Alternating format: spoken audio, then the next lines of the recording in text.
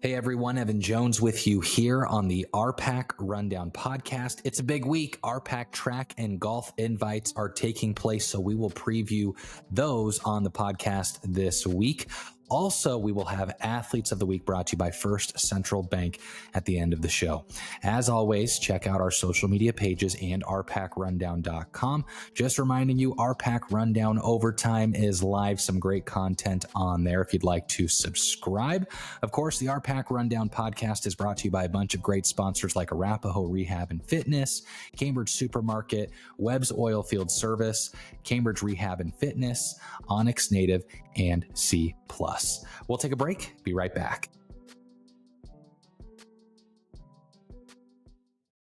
A big week for RPAC athletics with the RPAC golf meet and the track meet this week. Golf is at Curtis this Thursday at 10 a.m. Central Time, and then track is in Sutherland on Friday. We're told at 10:30 a.m. Central Time is when they will begin that. So let's preview the golf invite for Thursday at 10 a.m.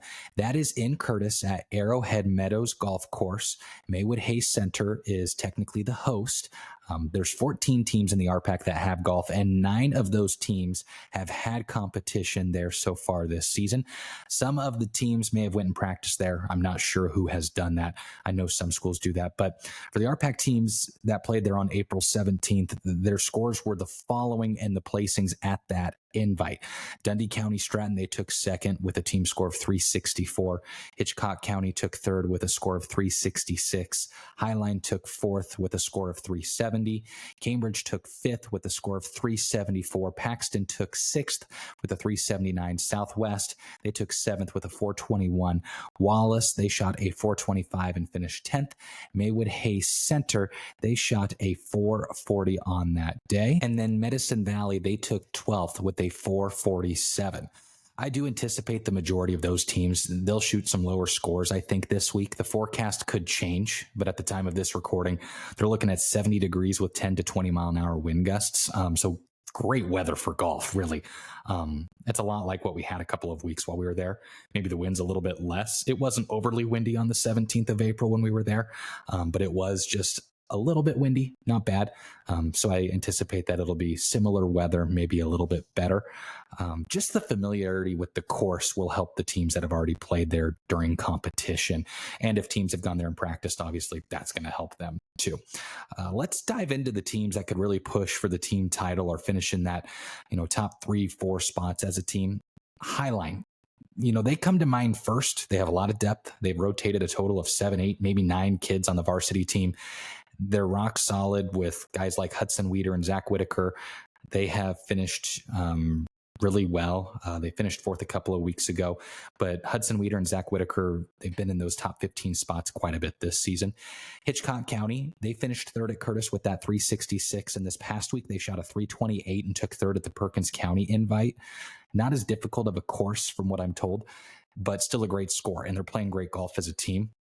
They took second at the Southwest Invite at Cross Creek Golf Links with a 359. Between Jack Baker, Braden Melchert, Mason Schilke, those 3 need to lead the way for Hitchcock County.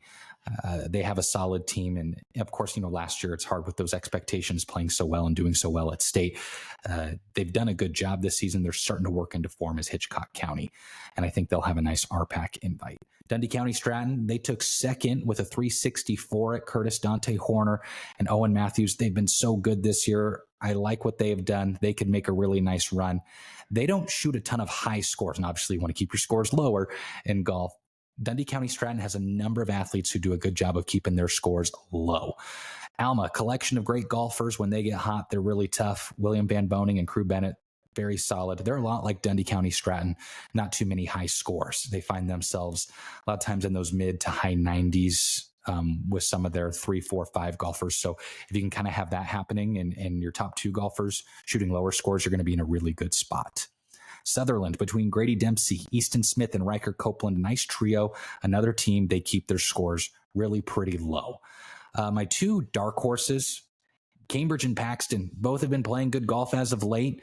Cambridge shot a 374 there, and then Paxton a 379 there at Curtis. Cambridge has Micah Gerlach, Maverick Webb, Carter Shoemaker. They're playing pretty well as of late. For Paxton, you got Ethan Harden, Wyatt Walker, Griffin Perlinger, and Tristan Heblathwaite. They make a really strong core for the Tigers. We'll take a break, then we'll go through some of the individuals to watch at the RPAC Golf Invite.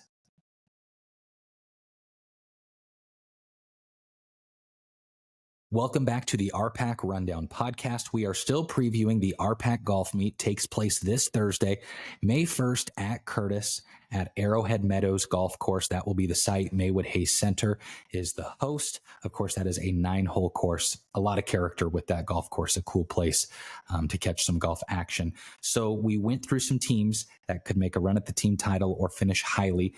Based on what we believe. We could be wrong, but who knows? We'll chat about some of the individuals to watch for. This gets really tricky. You never want to leave anyone out, but there really is 25 to 30 golfers that could be vying for medals. You have the ones that you're pretty sure that are going to end up in that, top 9 or so. But then you have that 10 through 15 slots for the medals. It could be just about anyone. So let's just get to it. For Highline, Hudson Weeder and Zach Whitaker, both shooting in the 80s often for the Bulls. For Hitchcock County, Jack Baker, he shot 70 last week at the Perkins County Invite, a new school record, and then 76 at Cross Creek Golf Links in Cambridge. And he took first there, second at Perkins County. He's a returning champ of the RPAC Golf Meet. And then Braden Melchert, he's been in the 80s too. And Melchert, he took second at Curtis a couple of weeks ago with an 80. Melchert won the individual title as a freshman 2 years ago in Alma. So we'll see if the Falcons can make it 3 straight years as individual winners and also team title winners. They've won back-to-back also. For Paxton, Ethan Harden, he could really compete for a medal. For Wallace, you look both at Tyson Sullivan, Micah Garrison. They could battle for a medal. They shot 88 and 89 respectively and took 11th and 12th a couple weeks ago at Curtis. Dundee County Stratton, we've talked about Dante Horner and Owen Matthews. Both are solid, finishing in the top 10 multiple times this season. For Sutherland, Grady Dempsey shot a 71 earlier this season. Easton Smith, Riker Copeland, they hang around the 80s. For Alma, we discussed William Van Boning and Crew Bennett, but Titus Epp has been hanging around and earning some medals too this season. For Arapahoe, Briggs Hill, I think could play well this week, and also Chris Herms has put some nice scores together this season. For Medicine Valley, Tice Pate, he's been shooting lower lately in some of the invites. Also some motivation to shoot well at a home invite. It could be big for him. For Bertrand, Quentin Mumm, really a nice day at Alma last week. Shot an 88. Finished 13th. He's playing well at the right time. And then for Cambridge, the trio we mentioned earlier of Micah Gerlach, Maverick Webb, and Carter Shoemaker. Gerlach took 6th at Curtis with an 85, and Shoemaker took 15th with a 91. So right there, I named about 20 golfers. And like I said, you never want to leave anyone out. It's really deep this year. It seems like a lot of golfers that could battle for those 10 through 15 slots for medals, and it should be really interesting to see. It'll be a battle, I think. Again, that's on Thursday, 10 a.m. Central Time in Curtis, the RPAC Golf Invite. We'll take a break and then preview RPAC Track. That'll be on Friday in Sutherland. You're listening to the RPAC Rundown Podcast.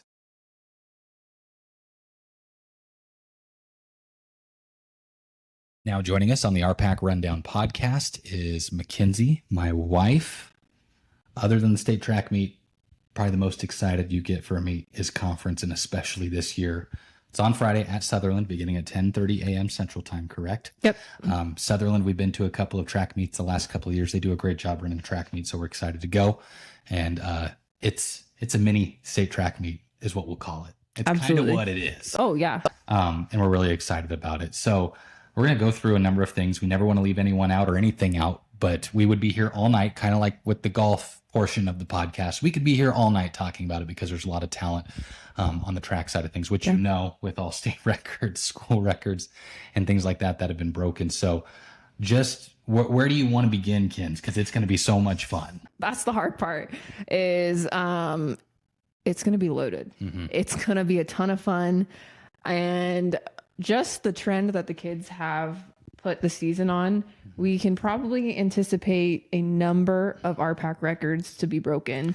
I would think so, and especially conditions. Yeah. And it's been so windy across the state. We hope that the winds stay down. I mean, as the time of recording this, it looked like 10 to 20 mile an hour winds, and let's hope it stays in that 10 range. But The first session of field events might be just a touch chilly as it warms up, but that's to be expected. And I think it's just going to warm up and be overall a really nice day.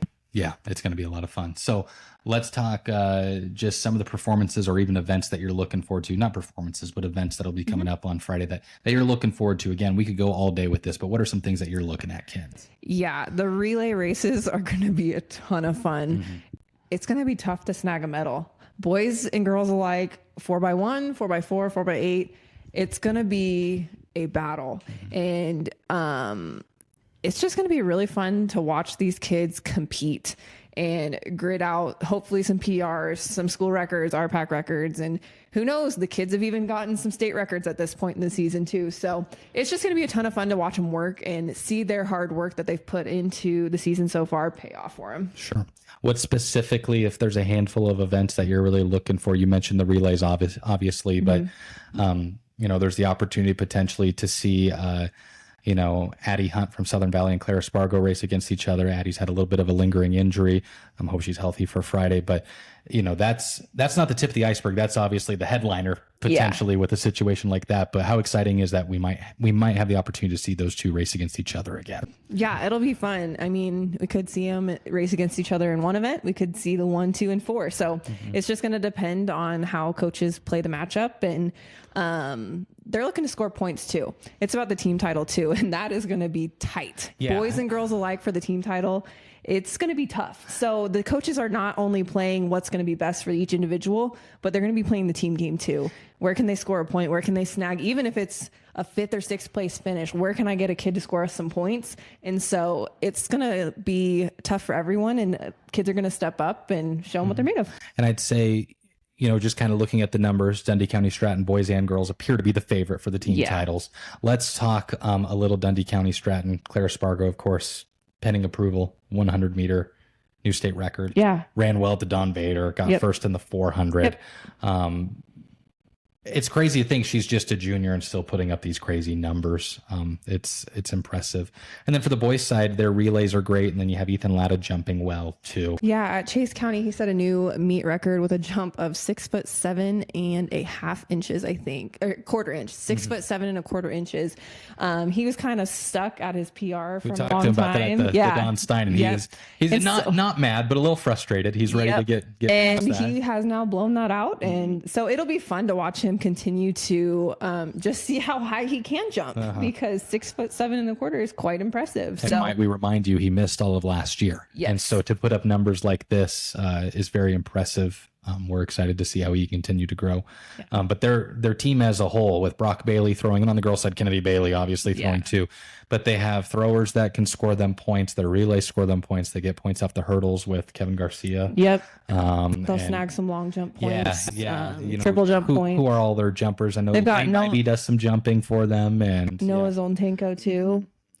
I think August Shaw does some jumping for them, and so they just have a lot of depth too, so they can get 1 or 2 people to medal in each event sometimes, and their sprints are loaded with Lakin Wisink and Blaine Aldridge, and so it'll just be really fun to watch them continue to push. State record in the 4x100 meter relay, right? Yes. Yep, they're in a time, I think, of 42.99. Yeah, so no, very impressive. And there's other teams that could score some points. Arapahoe, for both the boys and girls, could score some points.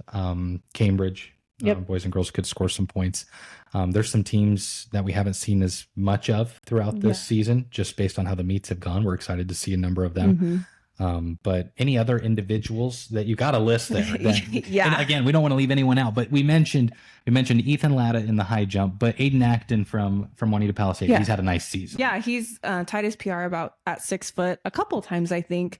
So it'll be fun to watch him compete. And Mason Robley of Medicine Valley too. He's jumped, I know he's jumped at least 6. I can't remember if he's jumped higher than that or not, but it'll be a ton of fun to watch them compete and work through that. So, and then on the girls side, excuse me, and I didn't mean to cut you off there. We would be remiss to not mention Aspen Billiter having a nice season, a variety of events, and so talk about Aspen first, just what she's kind of done. Yeah, so she's set a new PR of 5'3" in high jump. She attempted the school record, I believe it was at the Medicine Valley Invite. Had really good looks at it. So I can anticipate her probably hitting that this season. And then in triple jump, she's jumped 33.8 So she's had a really nice freshman season, and she's filled in on some relay things. And so they're kind of trying to figure out how to use her on the track as well, because she's an athletic girl. And then another one we need to mention, Ashley Robertson. From Yes. Wakefield. Yeah. Another solid season. Yep. Looks to be poised to do well at RPAC, district, state, etc. She should have a nice day too, it looks. Yeah, for sure. She'll have a solid day in the 16 and 32. She will be pushed in the 32, which will be fun. Shelby Shaney.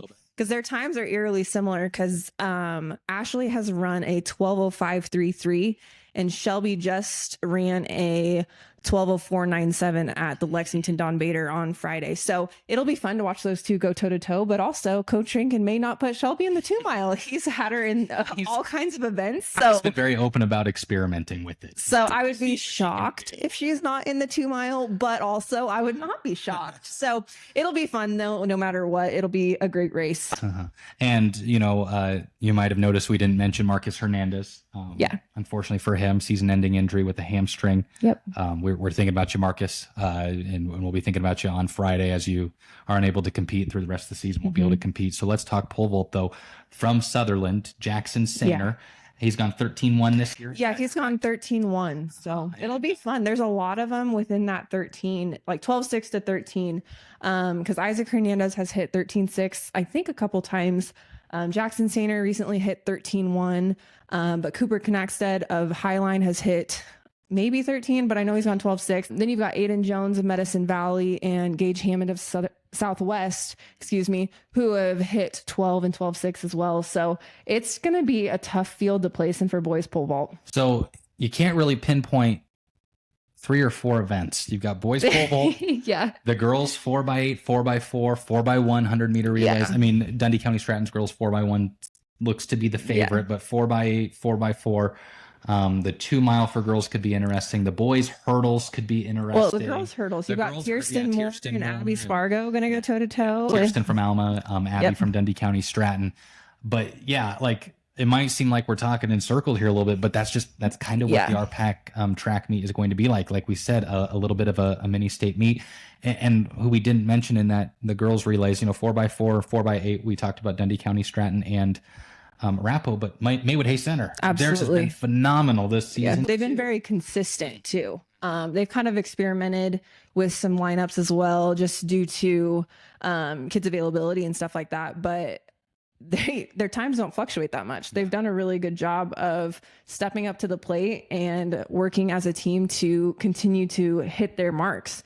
And so it'll be fun to see what lineup comes out on the track on Friday for them. And again, we talked about team points, but on the girls' side, Juanita Palisade, they'll pick up points in a variety of ways. Yeah, they're boys and girls. They have large team numbers. So I can't remember exactly what Coach Detker said, but they're going to be able to pick up a lot of points. It might not be first and seconds, but they're going to pick up 3rd, 4th, 5th, 6th, 7th, 8th, And so, those point values aren't as much, but if you get a lot of those, they're going to add up. And so they're just going to steal points from other people while also building their team score. So it's going to be a ton of fun to watch them compete too. It's going to be a great day. We're told Rich Barnett's going to be doing the PA announcing. I think he's going to ride with us. Heck yeah. We can talk track the whole way up. Yes, we will. Be a great time to hang out with Rich Barnett. Of course, he works at High Plains Radio up there in McCook, does a great job with a number of interviews. Who do you think's going to talk more, Indy or Rich? I don't know. I bet they talk to each other. I bet so. I bet they have some good conversations. They will. But it's going to be a lot of fun. I know Rich is fired up about it too. If you had to pick one event that you're most excited for. Oh, gosh. One for girls, one for boys. How about that? And This isn't saying it's our favorite. It's just one we're interested in seeing. For me, it's the girls 4x4. And I was just going to say, I think the girls 4x1 or 4x4, they're going to be fast. They're going to be really tight races. They're going to be really fun races. That's kind of, it's a really easy thing to say because relays are so much. Well, and it all comes down to, like with the team title, though, could come down to those relays. So there's just so much energy and anticipation and excitement in those races too. And so I just think that's going to be a ton of fun. But I really do think that those 4x1, 4x4 are going to be fantastic races. On the girls' side. What about the boys' side? What has you excited? Boys' side.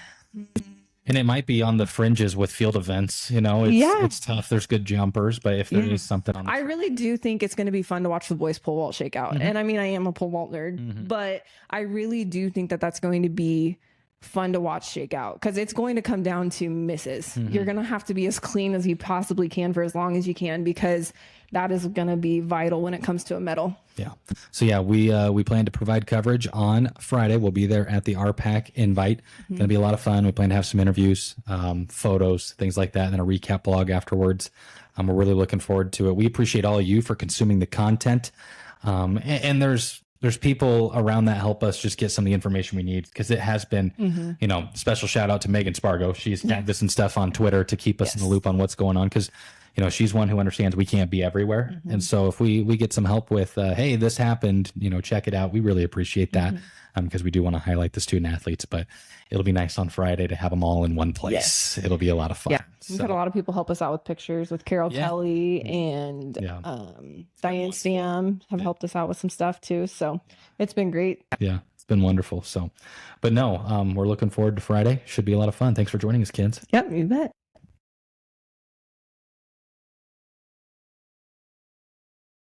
Welcome back. It's time to announce the RPAC Rundown Athletes of the Week, brought to you by First Central Bank. Let's plan for tomorrow together. First Central Bank, member FDIC. Our female athlete of the week goes to another Dundee County Stratton Tiger, Clara Spargo.